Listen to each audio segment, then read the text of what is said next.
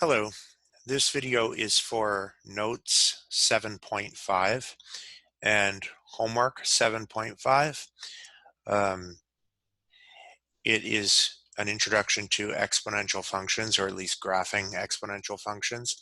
Had we not had the school closure, we probably would have spent more time on this than we're going to, but I at least want to acquaint you with, or get you acquainted with, exponential functions. So let's get into it.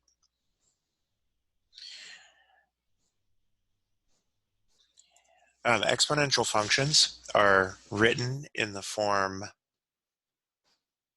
let's get my highlighter here. They're written in the form f of x equals 2 to the x. Now we can change some things. We can translate these things around, move them around on the grid. We can dilate them. We can stretch them vertically, stretch them horizontally. We can reflect them. This is the parent function, y equals 2 to the x, or f of x equals 2 to the x. You can easily graph these things by just using Desmos or a graphing calculator, but this lesson focuses on using our exponent rules to make a table of values to graph it ourselves without relying on technology to do it. Here's what exponential functions look like. They can also be reflected across the x-axis or across the y-axis. And real-world examples of this are population growth, which can also be negative population growth. Other examples would be the current public health crisis we're going through with COVID-19. Had we not enacted social distancing rules, then this epidemic or pandemic would be far worse. The number of people getting sick from it would increase exponentially, which was occurring, but now it seems to have slowed down somewhat, which is certainly good news. So let's look at, we'll just go directly to the assignment. So this is number 5 on homework 7.5. And the way we're going to do this is just make a table of values. So let's make a large, not with a highlighter. Let's get rid of that. We're going to make a big table of values though.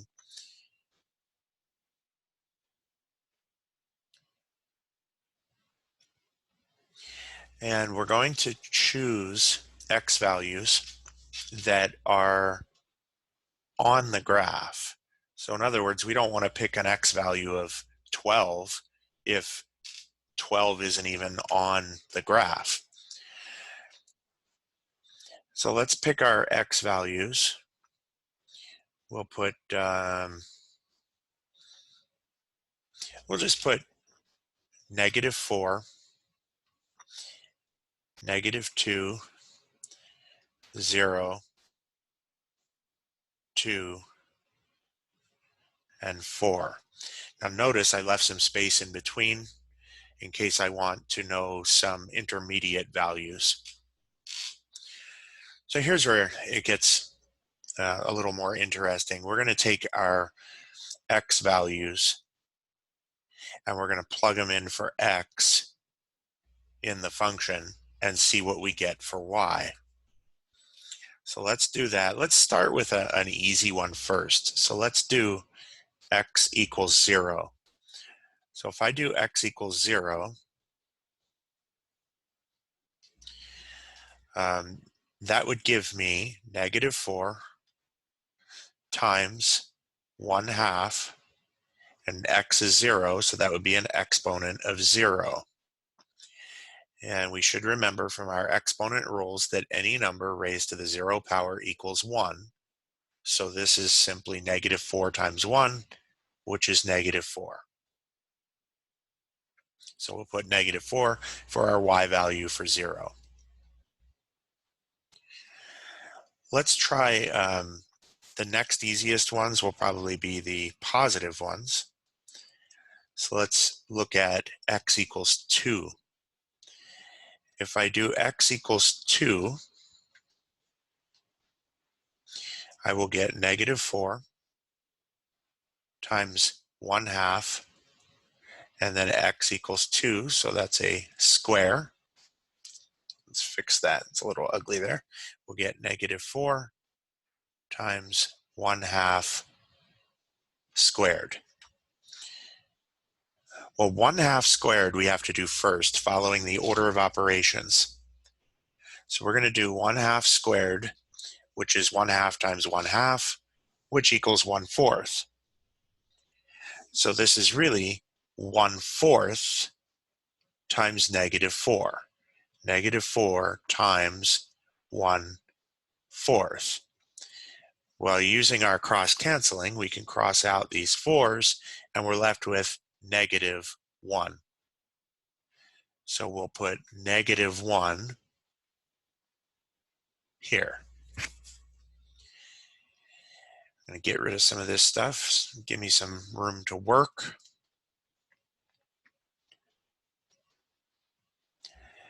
Next, let's do 4. So this will give me negative 4 times 1/2 to the 4th. Well, 1/2 to the 4th is the same as 1 to the 4th over 2 to the 4th, which equals 1, because 1 times 1 times 1 times 1 is 1, over 2 to the 4th is 16. 2 times 2 times 2 times 2 is 16. So this is really negative 4 times 1/16. When I cross cancel here, I'm going to do 4 over 16, which reduces to 1/4. There is a negative sign, so it is negative 1/4. So we'll put negative 1/4. In fact, let's make that a little easier to graph by calling it negative 0.25.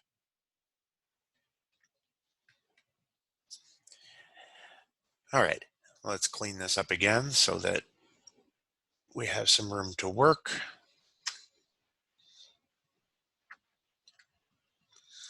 So now let's move to our negative x values. Let's do negative 2. So we'll get negative 4 times 1/2 to the negative 2 power. Now remember from your power rules, your exponent rules, that a negative exponent takes whatever is before it and makes it a reciprocal. So this will equal negative 4 times 2 over 1, or just 2, and then the exponent changes signs. So again, the 1/2 to the negative 2 becomes 2 over 1 to the positive 2. That goes back a couple of weeks. 2 squared is 4. Negative 4 times 4 is negative 16. So we'll put negative 16. And we have one more to do. Let's do negative 4. So we have negative 4 times 1/2 to the negative 4 power. This equals negative 4 times 2 to the positive 4th power. 2 to the 4th power is 16 times negative 4.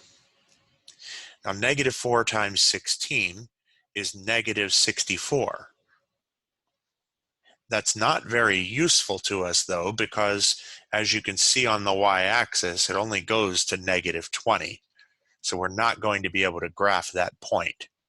So we can cross this one out.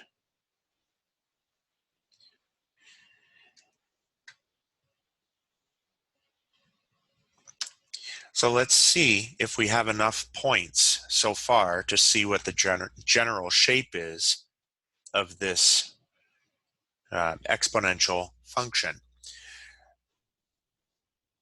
So let's put our points. I'm going to put -2, -16. -2, -16 is about right there. Please excuse the ugliness of these points. It's not easy to draw points on this program. I wonder if I could just, let me try this again to see if I can make it a little neater by increasing the size. So we're going -2, -16 right there. Oh, that's too big. Okay, so at least I know it can be done. Let's go to this size maybe. -2, -16 is right there, roughly. And then we have 0, -4, which puts us right about here. 2, -1, which puts us right here. And then 4, -0.25, which puts us just a touch below the x-axis. So that's enough for us to fill in the graph. So I'm going to fill in the graph using, let's use red. So let's fill in the graph here, and it's going to look something like this. That's a little sloppy at the edge there. What happens is it approaches the axis, but never meets it or touches it. And that's generally what our exponential function will look like. Now, a couple of questions I could see coming up. How do you know when you have enough points? Like, I only have 1, 2, 3, 4 points. What if you plot the 4 points, but you don't yet see the shape of the curve? Then just pick some more points. So if I go way back here, not sure if it'll let me go this far back, but if I go way back to here, remember that I left a whole lot of space. I left space here, here, here. I left all that space in case I needed more points, because I didn't know when I started graphing this if those 4 points would be enough. So I can always add more points. I could have put, for example, I could have checked the x value of 1, or oops, I put it in the wrong place. The x value of 1, I could have checked the x value 3, I could have checked -1, and so forth. So there is no minimum or maximum number of points that you need to check. You just need to check enough so that you can see the shape of the curve. And that is the official answer on the answer key. So that's what it should look like. And if you go back to mine, well, oh, I erased it, but it was roughly the same as this. All right, if you have any questions on this, send me a message on Remind. We'll do another video conference on Tuesday and possibly Thursday if needed.